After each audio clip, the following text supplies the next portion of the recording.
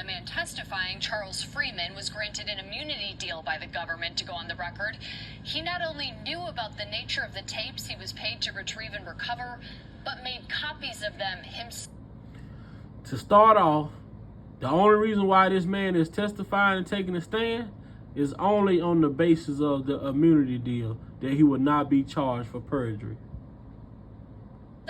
To be sure he'd be paid, and he kept those copies for years. Charles Freeman testified he started working with R. Kelly in the 90s, doing merchandising for Kelly's concert tours. He said the two became friends, a relationship that changed when he says Kelly called him in 2001, telling him he wanted him to recover some tapes. Ultimately, Freeman said he verbally negotiated $1 million payout in exchange for the original tape. Ultimately, Freeman said he verbally negotiated $1 million payout in exchange for the original tape, but only $140,000 in a written contract. Freeman says within days he...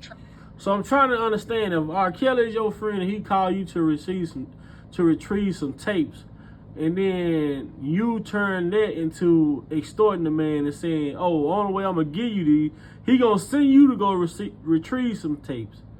And you supposed to be working for him, selling merchandise, this, that, and the third. But when you go retrieve the tapes, you going to verbally agree to $1 million settlement, but you go and sign a contract for $140,000. Make it make sense. Traveled to Atlanta to an address provided by Kelly's team with two men. Testifying, a young lady came to the door. He told her he was there to recover the expletive tapes you stole from Robert Kelly. She put her hands up and pointed him in the right direction. He left with... So, I'm trying to make this make sense. Why would Robert call you and give you the address if his team had all of this information? And this person was that accessible that you just went to the house and knocked on the door. She came to the door. You asked for the tape. She put her hands up. That simple. Therefore, to me, makes me feel as though what was Robert's point of even needing you? He could have sent his team. He could have sent his lawyers. He could have sent whoever.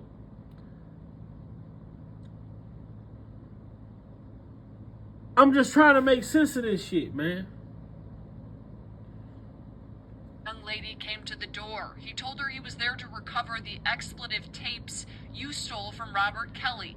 She put her hands up and pointed him in the right direction. He left with 3 tapes. Only one was a tape involving Kelly. He then went... Okay. He left with 3 tapes. Only one involving Kelly.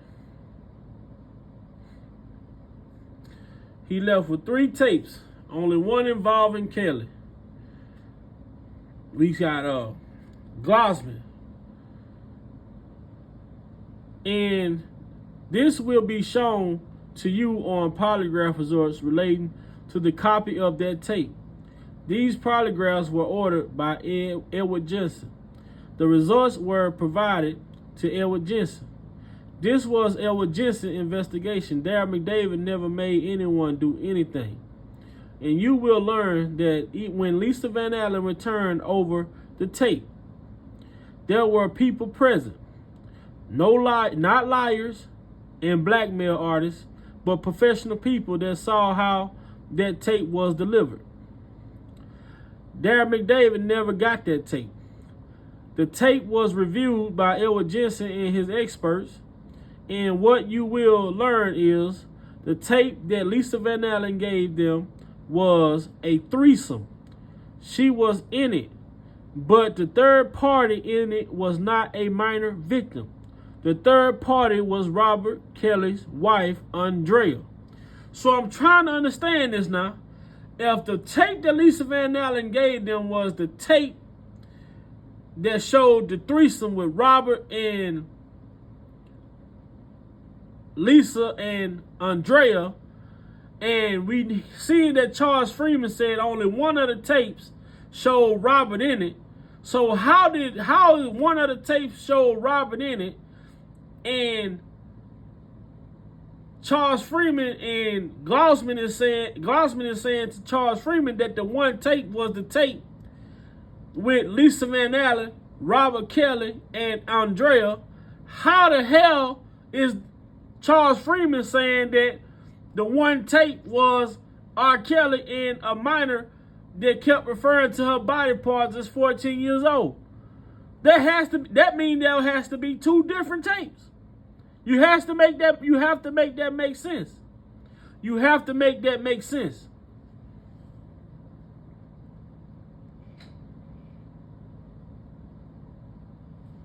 Direction.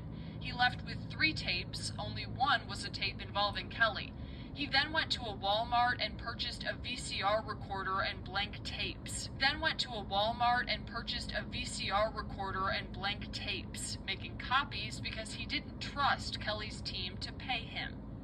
Freeman testified observing in the tape he recovered and copied Kelly having sex with a young girl, urinating on her, and putting lotion on her face. He said you can hear both Kelly and the girl refer to her body parts as 14 years old. Now, people were saying that, oh, all you heard is the girl. They said the girl was saying this, the girl was saying that. But Charles saying that R. Kelly and the girl both was saying this. Now, we have to make this make sense, right? We have to make this make sense. The Jane testified that he handed her the money, so if this ever came public, it would look like she was a prostitute.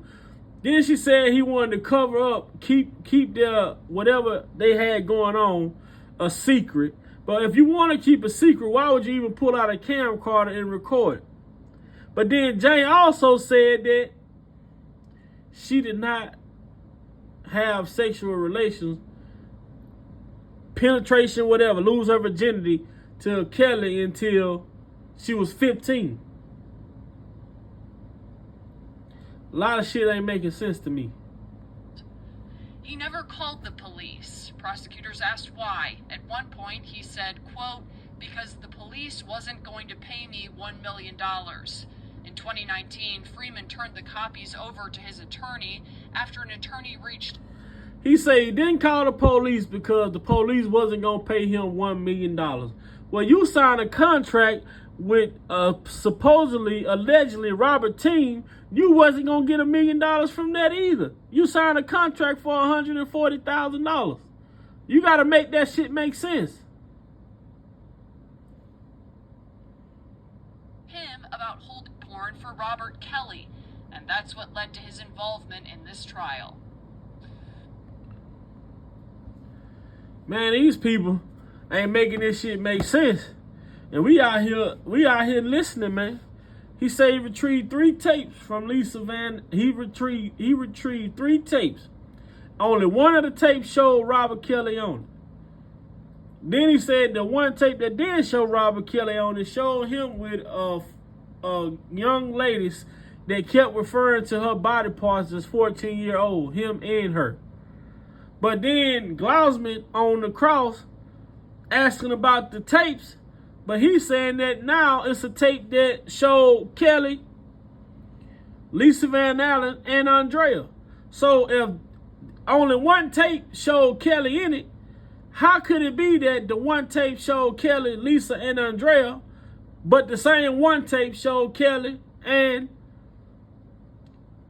allegedly a minor? You have to make this shit make sense.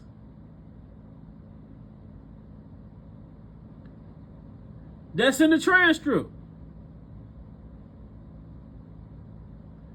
Shout out to Malicious Conspiracy. That's where I saw this at.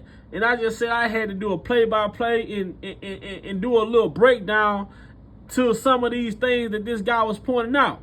Then he also testified to that he held on to that tape for years and then turned the tape over until 2019 to Michael Avenatti. So now that makes you question, how did they even have a tape in 2008 unless it was a copy? How did they even have a tape in from 2002 to 2008? How did they even have a tape unless it was a copy? And how do we know what is the original tape?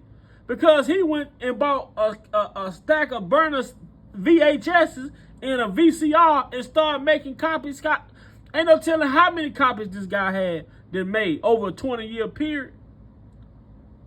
Over almost 20 years from the time from 2001 to 2019, he has had this tape. You have to make that make sense.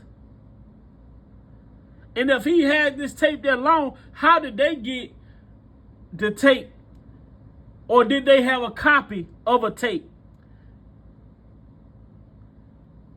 I mean, see, these people is beating around the bushes and they trying to play on people's emotions with the shit that they're doing and saying. Everybody not going for that, though.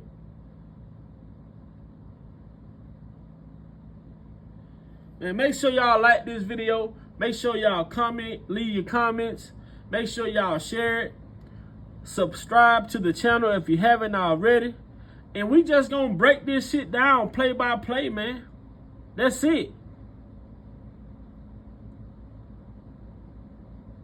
Now this man called you to go retrieve a tape and gave you the address. If he knew all of that information, he could have sent his team down there. If you gonna extort the man for $1 million, but you gonna sign a contract for $140,000, and you think somebody's gonna give you $1 million? The contract say $140,000. That's what it is, $140,000.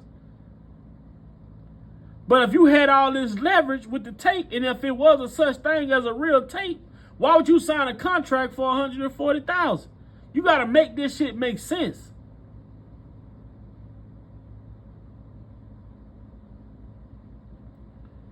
Big Vibe out of here, man.